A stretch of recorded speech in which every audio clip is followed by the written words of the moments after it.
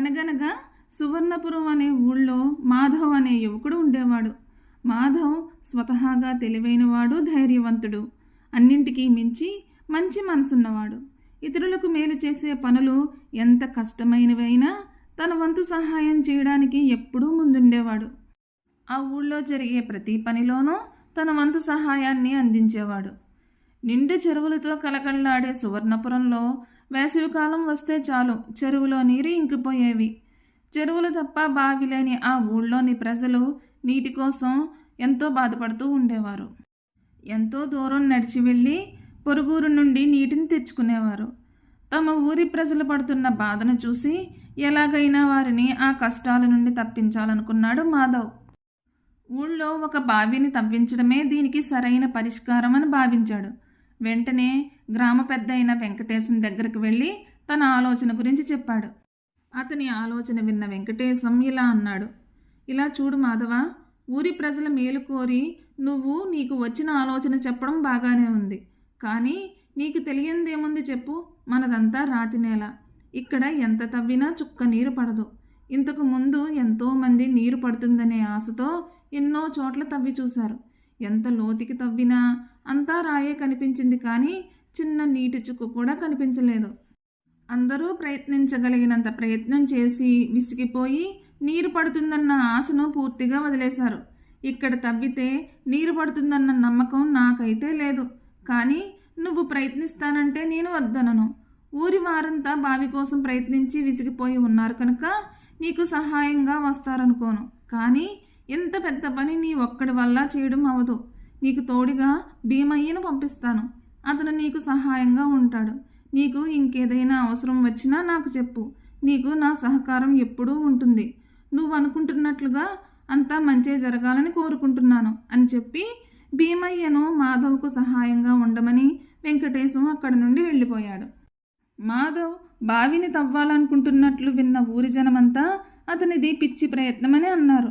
ఇన్నాళ్ళు అతన్ని తెలివైనవాడు అన్న వాళ్ళందరూ అతను చేసేది తెలివి తక్కువ పని అని అన్నారు. అయినా సరే మాధవ్ తన అనుకున్న పని మౌనంగా చేస్తూ ఉండేవాడు. మాధవ్ వెంట ఉండే భీమయ్య పరమ బద్ధకస్తుడు. అతనికి ఏ పని చేయడం ఇష్టం ఉండదు. గ్రామ పెద్ద అయిన వెంకటేశం మాటను తీసేయలేక మాధవ్కు సహాయంగా వెళ్ళాడు. కానీ అతనికి మాధవ్తో కలిసి పని చేయడం అస్సలు ఇష్టం లేదు. మాధవ్ మాత్రం పనిని మొదలుపెట్టిన రోజు నుండే ఎలాగైనా బావిని తవ్వి ఊరికి నీరందించాలన్న సంకల్పంతో క్షణం కూడా వృధా కాకుండా తన శక్తికి మించి కష్టపడేవాడు.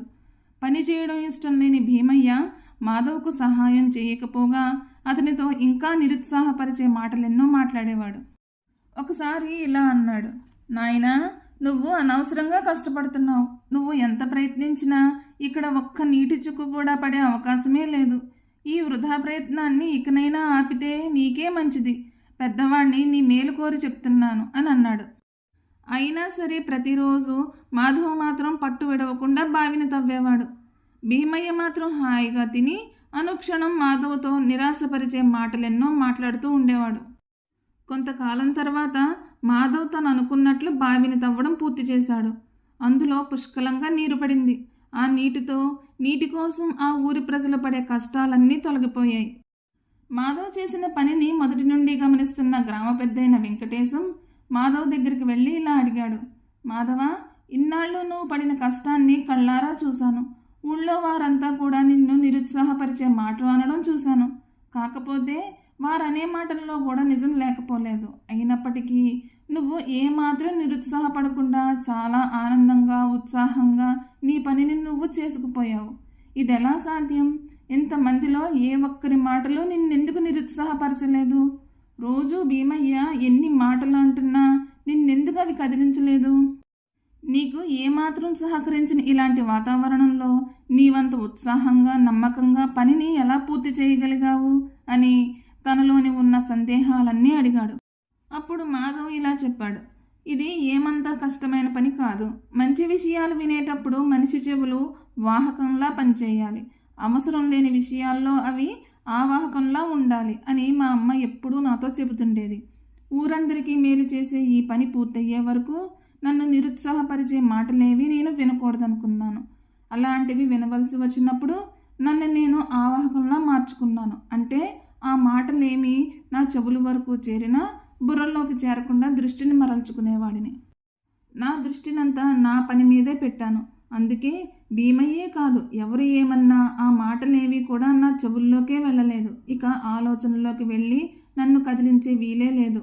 అవసరం లేని విషయాలను ఆలోచనలోకి వెళ్ళనిస్తే అనుకున్న పని పూర్తయ్యే వీలుంటుందా? అనుకున్న పని పూర్తవ్వాలంటే అవసరమైన వాటిపైన మాత్రమే దృష్టి నిలపాలి.